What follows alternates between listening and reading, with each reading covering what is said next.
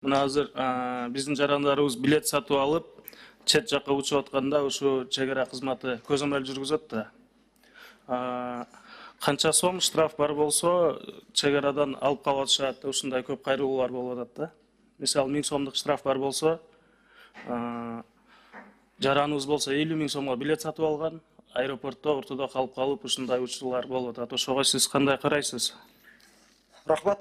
Кыргыз Республикасынын мамлекеттик чек ара жөнүндө мыйзамы 2 апрель 2015 жылы кабыл алынган. Ошонун 13 беренесинин 13 статья.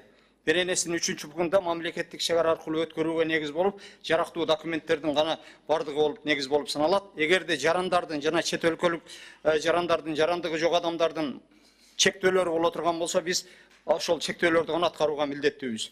Ал жерде 1000 сом, эгерде 1000 сомго чейин өткөрбөгүлө десе, мамлекеттик чек арада тартип сакталбай эле кайтара тескерисинче тартипсиздик гана жемкорлук шартын көбөйтүүгө гана негиз түзүлөт деген ойдомун. Жок, мисалы 50 000 сомго билет сатып алды, анан кийин барганда аэропорттон ошол жерден билинип калды дагы, бул же болбосо артка келип кайра штрафын төлөй албайт, же болбосо билет ортодо күйүп калып атат да.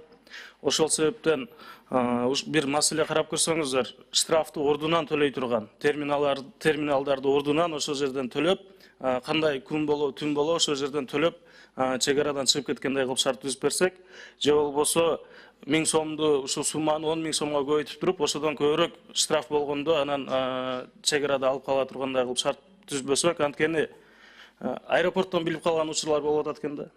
Өзүбүздүн эле жарандарды кыйнап атабыз. Ушунун үстүнөн бир иштесеңиздер, биргеликте иш алып барайлы. Түшүндүм, рахмат. Санариптик өнүктүрүү министрлиги менен бул боюнча терминалдарды ушул жарандарга шарт түзүү максатында иш чаралар алып барылып атат. Рахмат.